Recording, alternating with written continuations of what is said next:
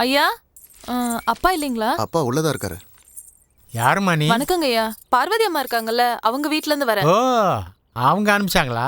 சரிங்க. எதுக்கு? வரதட்சணை காசு இன்னும் ரெடி ஆகல, ரெடி ஆன உடனே கொடுத்து அனுப்பிச்சிடறேன்னு சொன்னாங்களா? இல்லங்க, வர்ற முகூர்த்தத்திலேயே கல்யாணத்தை முடிச்சிடலான்னு அவங்க சொல்லி அனுப்பிச்சாங்க.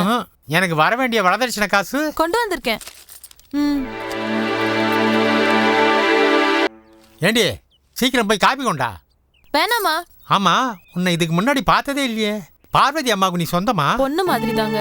ஆனா இந்த பணத்தை நான் தான் கொடுத்தேன்னு அவங்க கிட்ட தயவு செஞ்சு சொல்லிடாதீங்க. அப்ப நீ எது குடுக்குற? நான் செஞ்சுக்கிட்டு இருக்க வியாபாரத்துக்கு அவங்க குடும்பமே எனக்கு உதவியா இருக்காங்க. அதுக்காக இந்த பணத்தை நான் கொடுக்குறேன்னு சொன்னா அவங்க அதை கண்டிப்பா ஏத்துக்க மாட்டாங்க. சரி, யார் கொடுத்தா எனக்கு என்ன?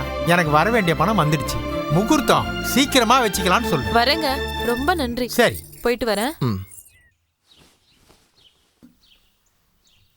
ஏண்டி தெரிஞ்சா திருப்பி நம்ம ஹோட்டலு கள்ளக்கலன்னு கல்லாக்கிறதுக்கு என்ன செய்ய முடியும் யோசிக்கிறியா? நீ கவலையை விடு, இதுக்கு என்கிட்ட ஒரு அருமையான யோசனை இருக்கு. என்னது? மங்கா ஒரு கல்யாணம் ஆகாத பொண்ணு, அதனால தான் அவளுக்கு மவுசு.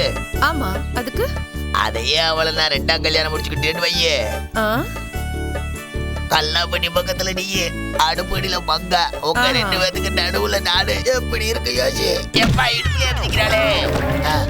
அவளை எப்படி ஊரை விட்டு திருத்தலாம் நான் யோசனை பண்ணிட்டு இருந்தா அவளை வீட்டுக்கே கூட்டிட்டு வந்து நீ வச்சுக்கலான்னு பாப்பியா? நறுக்கிடுவேன், ஜாக்கிரதை. தப்பு ஓ மேல இல்லடா, ஊதி ஊதி வளர்த்தம் பாரு. என்ன சொல்லணும்?